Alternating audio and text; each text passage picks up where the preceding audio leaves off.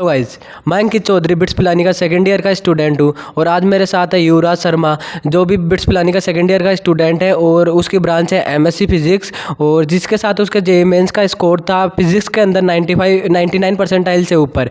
तो आज हम इसी टॉपिक पे स्टार्ट कर रहे हैं कि फिजिक्स के लिए बिटसेट के लिए क्या कुछ करना चाहिए। इसी के साथ आज मेरा पहला क्वेश्चन है कि what is the difficulty level of the BITSAT as compare to the JEE mains. आपको पता होगा कि बिटसेट में नंबर ऑफ़ क्वेश्चंस काफ़ी ज़्यादा होते हैं compare to JEE mains. Number of questions अगर ज़्यादा है तो ऑब्वियसली इतने हार्ड क्वेश्चंस नहीं पूछते, तो जेईई मेंस से कंपैरेटिवली इजी क्वेश्चन ही रहते हैं। तो मेरा दूसरा क्वेश्चन है कि how to manage the time in the physics in BITSAT. Time management के लिए आप सबसे बेस्ट स्ट्रैटेजी होगी कि आप खूब सारे टेस्ट दीजिए और टेस्ट भी जब बिटसेट का एग्ज़ाम होता है उसी टाइम पे दीजिए, ताकि आपकी जो स्लीप साइकिल होती है और आपका जो माइंड होता है उस हिसाब से एडजस्ट हो जाए कि मुझे इस टाइम से इस टाइम तक मुझे प्रैक्टिस करनी है। अगर मेरा 9 से 12 का पेपर है या फिर 3 से 6 का पेपर है तो उस टाइम पर आपका वो पेपर देना था, आपका माइंड रेडी हो गएगा कि इस टाइम पर हाँ मेरे को क्वेश्चन सॉल्व करने हैं। और सबसे बेस्ट स्ट्रैटेजी टाइम मैनेजमेंट की यही है कि आप खूब सारे टेस्ट दीजिए। और एक बात का ध्यान रखना टेस्ट देते वक्त कि अगर आपको एक क्वेश्चन पे ज़्यादा टाइम लग रहा है तो उसको स्किप कर देना, क्योंकि बहुत बार स्टूडेंट्स क्या दिक्कत करते हैं कि एक क्वेश्चन अगर नहीं हो रहा तो लगता है कि हाँ ये हो जाएगा तो उस पर ट्राई करते रहते हैं, बट इन दी एंड मतलब वो काफ़ी ज़्यादा टाइम उस पर ख़राब कर देते हैं और उनके जो ईजी वाले जो क्वेश्चन जो आराम से कर सकते थे वो रह जाते हैं। आपको टेस्ट देना है और प्रॉपर आपको फिक्स टाइम में वो सारे नंबर ऑफ़ क्वेश्चन अटैम्प्ट करना है, तो उससे आप टाइम मैनेजमेंट सीख जाओगे। So do you attempt all physics question और स्किप द टफ वन। वही है, आप मतलब बहुत बार अपन को क्वेश्चन देख के टफ लगता है बट एक्चुअली होता नहीं, तो एक बार आप उस पर ट्राई कीजिए, थोड़े इस पर इक्वेशंस वगैरह लिखिए जितनी भी आप बना पा रहे हैं। और अगर आपको फिर भी लग रहा है कि कुछ आप हर एक क्वेश्चन को लेके एक पर्टिकुलर टाइम सेट कीजिए कि हाँ इतने सेकंड में हो जाना चाहिए। अगर लगता है कि इस क्वेश्चन में इससे ज़्यादा टाइम लग रहा है तो फिर उसको, या तो आपको लग रहा है कि अगर आप कर लोगे उसको तो उसको आप फ्लैग कर दीजिए, और अगर नहीं लग रहा है कि नहीं हो पा रहा तो फिर आप नेक्स्ट कर दीजिए और नेक्स्ट क्वेश्चन पे मूव ऑन कर लीजिए। जैसे ये युवराज ने भी बता दिया और आप ये भी कर सकते हो कि जैसे कि आप फिजिक्स का पेपर खोल रहे हो तो खोलते ही ये कर लो कि सबसे पहले जो भी आसान हो या फॉर्मूला बेस हो वो कर सकते हो, और उसके बाद में जो आपको पहले देखते ऐसे लग रहे थे कि ये मेरे को नहीं आता या इसका मेरे को कुछ पता नहीं है, वो बाद में सेकंड राउंड में कर सकते हो, क्योंकि बिटसेट का पेपर वैसे भी बहुत लेंथी आता है। और इसके बाद में हम अगले क्वेश्चन पे चलते हैं कि which topics have the highest weightage based on the previous trend. यार बिटसेट में एक्चुअली सारे टॉपिक्स से ही क्वेश्चन पूछते हैं, तो एज सच कोई इंपॉर्टेंट टॉपिक्स है नहीं, आपको पूरा सिलेबस ही कवर करना है। और एज़ यू नो कि नंबर ऑफ़ क्वेश्चंस काफ़ी हाई है, सो इतने डेप्थ में क्वेश्चंस नहीं पूछते, बहुत हार्ड क्वेश्चंस नहीं आते हैं। सो आपको बेसिक कॉन्सेप्ट सारे चैप्टर्स के और बेसिक फॉर्मूले सबको पता होने चाहिए। और सारे आप जो बेसिक फॉर्मूलेज़ हैं उसको एक शीट बना सकते हैं, एक शॉर्ट नोट्स बनाइए, उस पर सारे फॉर्मूलेज़ और वो सब लिखिए ताकि आप एग्ज़ाम से पहले उन सबको रिवाइज़ करिए और एग्ज़ाम दीजिए। मस्त बढ़िया। जैसे कि इसने भी बता दिया और यही बात मैं दोबारा भी बता रहा हूँ कि बिटसेट में क्या होता है, सब कुछ ऐसा रैंडम होता है। एक तो बिटसेट की सबसे बड़ी है कि बिटसेट खुद की पीआईक्यू भी रिलीज नहीं करता कि उसने क्या पूछा है क्या नहीं पूछा है, तो अपन को ट्रेंड के हिसाब से आपको पता नहीं चलेगा कि क्या कुछ पूछेगा क्या कुछ नहीं पूछेगा। तो आपको सबसे बेस्ट यही है कि तुम पहले पूरा कोर्स करने की कोशिश करो, और ये नहीं है कि तुम डीपली करो। अगर तुमसे डीपली नहीं हो रहा तो ऊपर ऊपर से एक बार पूरा कोर्स तो करो, क्या छोटली कर लो कि फॉर्मूला बेस है तो अपन से हो जाए। एटलीस्ट ईजी क्वेश्चंस नहीं छूटना चाहिए, क्योंकि अगर आपने कोई चैप्टर नहीं कर रखा और इससे बेसिक जो इनिशियली कुछ फॉर्मूलेज है उससे क्वेश्चन पूछ लिया तो बाकी सारे बच्चे कर लेंगे, बट आपका वो छूट गया क्योंकि आपने वो पढ़ा ही नहीं था। तो जो आपको पूरा सिलेबस कवरेज है वो बहुत इंपॉर्टेंट है। और वैसे भी बिटसेट के अंदर क्या होती है, आपकी जो कट ऑफ जाती है वो भी हाई जाती है कि आपको अच्छे खासे नंबर लाने हैं। अब जेईई मेन जेईई एडवांस में क्या होता है, आप कम नंबर ला रहे हो तो भी आपको कुछ ना कुछ तो मिल ही जाएगा। फिर इसी के साथ हम अगले क्वेश्चन पे चलते हैं। तो अगला क्वेश्चन है कि are NCERT books enough for the physics. NCERT books enough तो नहीं है, अगर बेटर होगा कि आपके पास, अगर आप कोचिंग वगैरह जाते हो तो कोचिंग की मॉड्यूल सफिशिएंट होती है, तो आप कोचिंग की मॉड्यूल कंप्लीट करिए। उसके बाद फिर बिटसेट के पीवाईक्यूज़ की बुक आती है और टेस्ट सीरीज़ वगैरह भी होती है। 4 टेस्ट सीरीज़ एक है, उन टेस्ट सीरीज़ से क्वेश्चन कर सकते हैं, और पीवाईक्यू की बुक आती है उससे क्वेश्चन सॉल्व करिए और अपनी कोचिंग की मॉड्यूल अच्छे सॉल्व करिए।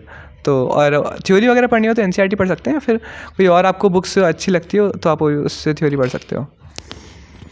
तो अब जैसे कि मार्च अप्रैल चल रहा है और अब लास्ट के मतलब जे वो बिटसेट का पहले अटैम्प्ट में मतलब लगभग 40-45 डेज बच गए, तो लास्ट की 40-45 डेज में फिजिक्स के लिए क्या कुछ करना चाहिए? लास्ट के 40-45 डेज़ में, हाँ अभी तो देखिए आप ट्राई कीजिए, अगर आपका सिलेबस कंप्लीट नहीं हुआ है तो आप जल्दी से एटलीस्ट सरफेस लेवल पे तो अपना सिलेबस कंप्लीट करिए।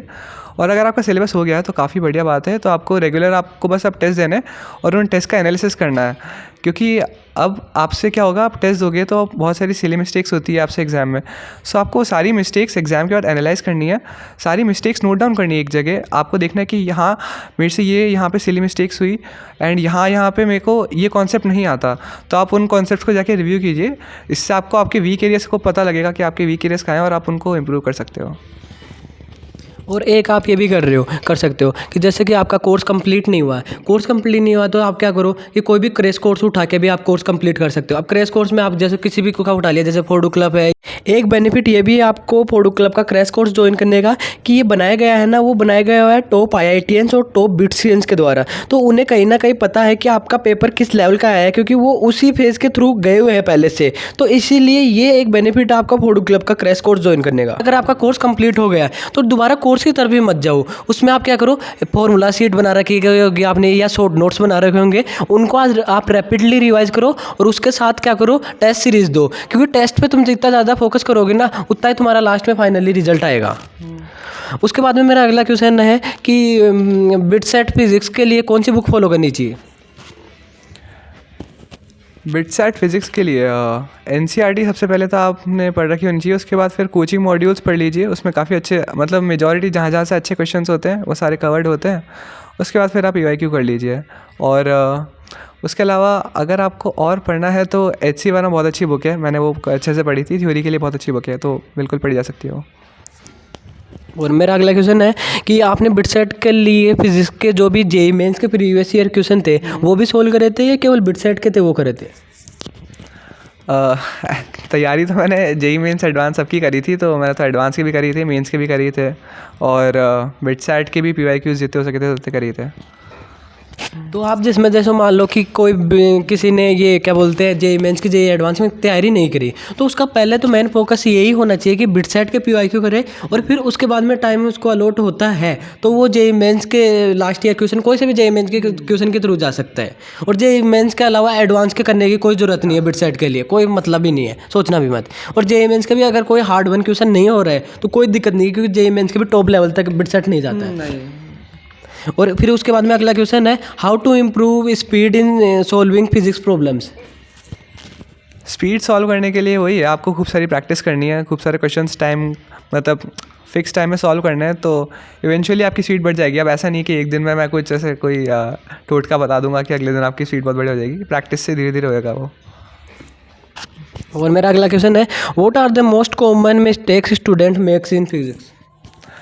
फिज़िक्स में एक कॉमन मिस्टेक जो काफ़ी लोग करते हैं कि वो अलग अलग बेसिक फॉर्मूलाज और बेसिक जो लॉज होते हैं उनको हटा के वो अलग अलग खूब सारे फॉर्मूलाज रटते हैं बस। कि अगर मान लो जैसे काइनेमेटिक्स में प्रॉब्लम्स होते थे कि अगर ये इंक्लाइन होगा तो लोग इसका फॉर्मूला रट लेते हैं, इंक्लाइन पे ऐसे होगा, अपवर्ड डाउन द इंक्लाइन, और फिर ऐसे अलग अलग केसेस के फॉर्मूला रट लेते हैं। बट बहुत ही गलत तरीका है फिज़िक्स पढ़ने का। फिज़िक्स में आपको पढ़ना कैसे है कि आपको बेसिक लॉज पढ़ने हैं और बेसिक लॉज पढ़ के उनको ही अप्लाई करके पूरा डिराइव करके सारे क्वेश्चन सॉल्व करना है। तो इससे आपकी फिज़िक्स इतनी स्ट्रॉन्ग हो जाएगी और आपको इतना मज़ा आएगा सॉल्व करने में कि आप इजीली सारे क्वेश्चन सॉल्व कर पाओगे। मेरा अगला क्वेश्चन है कि how to deal with the tricky question, जो ट्रिकी क्वेश्चन हो गए मतलब कि वो हार्ड है बहुत ज़्यादा, उसके कैसे डील करना है? ट्रिकी क्वेश्चंस देखिए, अगर एग्ज़ाम में अगर आपसे कोई क्वेश्चन ज़्यादा टाइम लग रहा है तो उसको छोड़ दीजिए, और अगर आपको लग रहा है कि हाँ ये इजी था और फिर आपने टिक कर दिया बट फिर इन द एंड आपने एग्ज़ाम के फिर एंड में देखा तो वो आप कुछ वहाँ पे कॉन्सेप्ट लैक कर रहे थे, तो आप क्या कर सकते हो, उस कॉन्सेप्ट को जाके फिर अच्छे से पढ़ सकते हो। और बाकी अपने कोचिंग वगैरह के और टेस्ट सीरीज़ के क्वेश्चंस करिए तो आपको काफ़ी सारे ट्रिकी क्वेश्चंस मिलेंगे, और अपने जो थ्योरी है उसको बहुत अच्छे से पढ़िए, तो उससे आप जो कॉन्सेप्चुअल क्वेश्चंस होंगे वो आप इजीली हैंडल कर पाओगे। और how to avoid the silly mistake in the mock test, या जो भी अभी तो मॉक टेस्ट दे रहे हैं कि मॉक टेस्ट में कैसे अवॉइड करें, अगर मॉक टेस्ट में अवॉइड करेंगे तभी वो लास्ट में फाइनली बिट सेट के पेपर में भी अवॉइड कर पाएंगे। सिली मिस्टेक्स अवॉइड करने का सबसे अच्छा तरीका ये है कि आप जब टेस्ट दे रहे हो तो उसके बाद आप एनालिसिस करो कि सारे क्वेश्चंस कहाँ कहाँ पे आपने गलती करी। तो उसके बाद फिर आपको पता लग जाएगा कि हाँ मेरी यहाँ पे गलती हुई, यहाँ पे मेरी कैलकुलेशन मिस्टेक हुई, या फिर यहाँ पे मेरा कॉन्सेप्चुअल एरर था, यहाँ पे कुछ कॉन्सेप्ट मुझे नहीं पता था। तो ये सारी चीज़ों से आप अपने टेस्ट को एनालिसिस करके आप पता लगा सकते हो कि मेरी वीक पॉइंट्स कहाँ हैं, और फिर उससे इंप्रूव कर सकते हो, और सिली मिस्टेक्स भी वहाँ से कवर होगी। और अपने सारी मिस्टेक्स को एक नोटबुक में नोट डाउन कर लेना, ताकि आप नेक्स्ट टेस्ट से पहले वो सारी मिस्टेक्स को रिव्यू कर लो, ताकि आप नेक्स्ट टेस्ट में वो सारी गलतियाँ ना करो। जैसे युवराज ने भी एक बहुत अच्छा पॉइंट बोला है कि आप मॉक टेस्ट दे रहे हो, उससे ज़्यादा इंपॉर्टेंट ये है आपकी मॉक टेस्ट को एनालाइज कर रहे हो। क्योंकि आप जब भी मॉक टेस्ट दो तो उसके बाद में क्या करो, आप देखो कि मैंने क्या क्या गलती करी है, और वही गलती आप दोबारा ना करो। इसके लिए क्या करो, आप दोबारा मॉक टेस्ट लगा रहे हो कभी भी, उससे पहले वो सारी गलतियाँ देख के दो, अच्छा कि मैंने यहाँ पे ये कर दिया था, ये कर दिया था, ये दोबारा नहीं करना है। वो बहुत ज़्यादा इंपॉर्टेंट होता है मॉक टेस्ट देने से ज़्यादा, कि उसमें ध्यान रखो कि आपने क्या कुछ गलतियाँ करी है। और इसके बाद में मेरा अगला क्वेश्चन ये है कि कोई शॉर्टकट टेक्निक है कि आप फिजिक्स के क्वेश्चन ऐसे जल्दी कर लो, ऐसे कुछ कर सकते हो बिट सेट के लिए, ऐसे ये क्वेश्चन रहते हैं बच्चों का ही?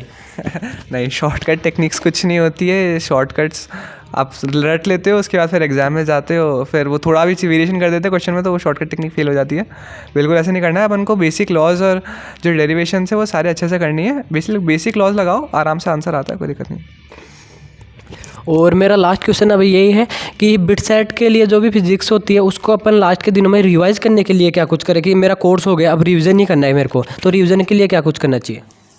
रिवीजन के लिए सबसे पहले तो अगर आपने जो सारे नोट्स वगैरह बनाए होंगे उसमें से जो भी जितने इंपॉर्टेंट फॉर्मूलेज वगैरह है वो सारे एक शीट पे नोट डाउन कर लीजिए, और फिर एग्ज़ाम से पहले उनको देख लीजिए, और अपने नोट्स ही अच्छे से रिवाइज़ करिए। कुछ कॉन्सेप्चुअल एरर आ रहा है तो फिर बुक वगैरह पढ़िए, बट मेन जो है आपको एक शॉर्ट नोट्स बनाना है और शॉर्ट नोट्स के थ्रू रिवाइज़ करना है। ये लास्ट टाइम पे सबसे ज़्यादा इंपॉर्टेंट वही होता है।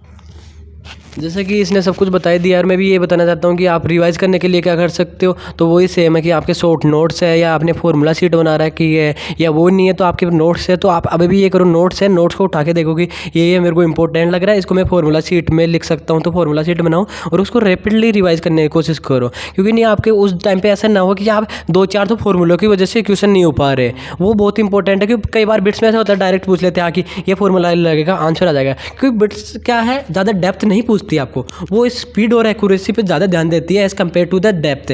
और अगर आपका कोर्स ही कंप्लीट नहीं हुआ अभी, तो आप वही सेम चीज़ करो, आप कोई भी वो उठाओ, क्रैश कोर्स चल रहा है वो उठाओ और क्रैश कोर्स के थ्रू कोर्स कंप्लीट करो, और उसके साथ आप क्वेश्चन प्रैक्टिस भी करो। ऐसे नहीं आप कोर्स कंप्लीट करने में क्या कर रहे हो, आप वीडियो देख रहे हो उसके बाद में छोड़ रहे हो ना। वीडियो देखोगे आप उसको लगेगा कि मेरे को सब कुछ आ गया, लेकिन आप जब क्वेश्चन करोगे बाद में लास्ट में, तब नहीं होगा। आप साथ के साथ क्वेश्चन भी करते जाओ, ये सभी करना है और कुछ नहीं करना है, और मॉक भी देते रहो। और कुछ बोलना हो तो बोलो।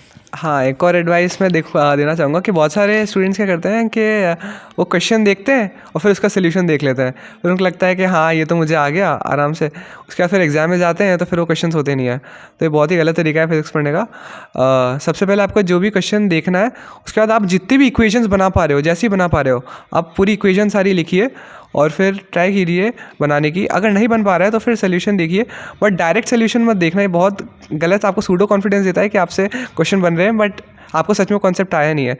जब तक आप खुद ट्राई नहीं करते तब तक कुछ नहीं होगा।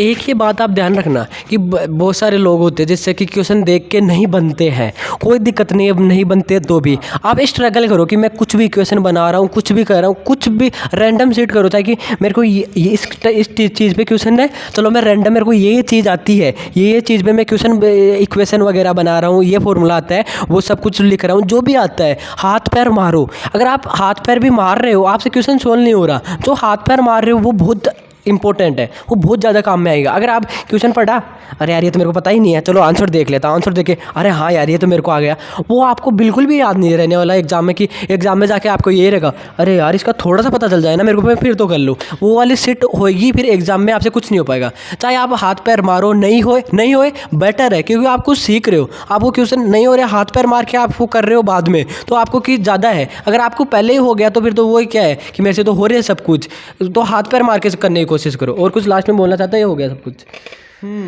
अगर एक पर्टिकुलर टाइम रखिए कि आप सारी इक्वेशन बनाइए, उसके बाद फिर अगर आपसे तभी सॉल्व नहीं हो रहा है तो फिर आप क्वेश्चन का सोल्यूशन देख सकते हैं, फिर उससे सीखिए कि हाँ ये है, मैंने यही सीखा।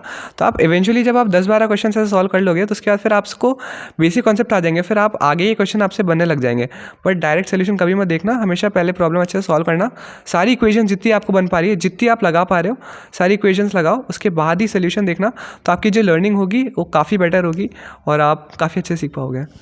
और ये आपके साथ ही कुछ नया नहीं हो रहा कि मेरे से क्वेश्चन सोल्व नहीं हो रहा, ये हमारे से भी नहीं होता था। जो भी कहीं का टॉपर मान लो, बिट सेट का टॉपर मान लो, जेई मेन जेई एडवांस के भी टॉपर मान लो ना, उनसे भी पहले नहीं होते थे। बस वो है वो किस टाइम पे, वो पहले के टाइम पे स्टार्टिंग से वो ये करते थे, हाथ पाँव मारते थे, तुम लास्ट में मार रहे हो, ये थोड़ा बहुत फर्क है बस। लेकिन अभी भी तुम मारोगे ना, तुम अच्छी जगह आ जाओगे। अगर अभी भी तुम वही सेम चीज़ करोगे, हाँ मैं देख लेता हूँ, मैं देख के भी मैं तो समझ ही रहा हूँ, तो फिर वो बहुत बीटी देगी तुम्हें, फिर लास्ट में जाके रिग्रेट होगा कि मेरे को सोल्व कर लेना चाहिए था, ऐसा कर लेना चाहिए था। तो अभी भी बोल रहा हूँ सोल्व करना।